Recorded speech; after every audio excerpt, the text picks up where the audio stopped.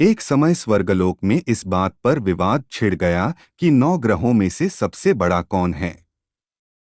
यह विवाद इतना आगे चला गया कि यह एक युद्ध की स्थिति बन गई। इस बात के निष्कर्ष पर पहुंचने के लिए सभी देवता देवराज इंद्र के पास पहुंच गए। उन्होंने कहा, हे देवराज, अब आप ही निर्णय करें कि हम सब में से बड़ा कौन है।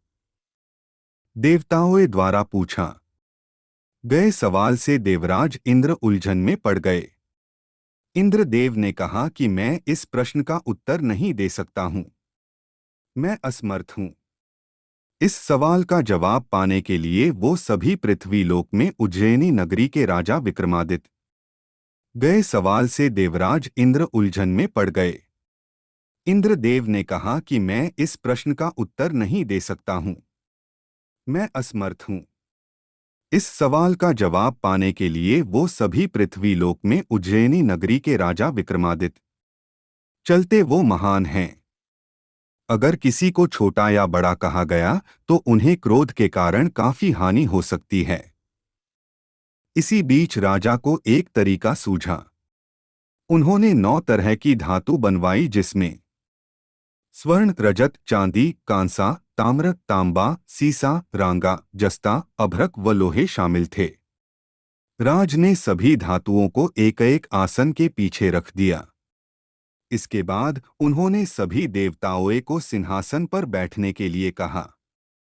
धातुओं के गुणों के अनुसार सभी आसनों को एक दूसरे के पीछे रखवाकर उन्होंने देवताओं को अपने अपने सिंहासन पर बैठने को कहा।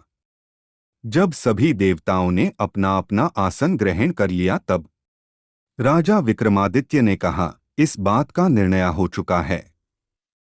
जो सबसे पहले सिंहासन पर बैठा है वही बड़ा है।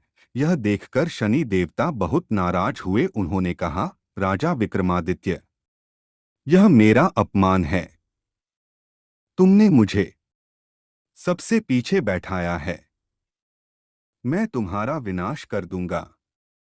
तुम मेरी शक्तियों को नहीं जानते हो। शनि ने कहा, एक राशि पर सूर्य 1 महीने, चंद्रमा 2.25 दिन, मंगल 1.5 महीने, बुध और शुक्र 1 महीने, बृहस्पति 13 महीने रहते हैं। लेकिन मैं किसी भी राशि पर 7.5 वर्ष रहता हूं। मैंने अपने प्रकोप से बड़े बड़े देवताओं को पीड़ित किया है।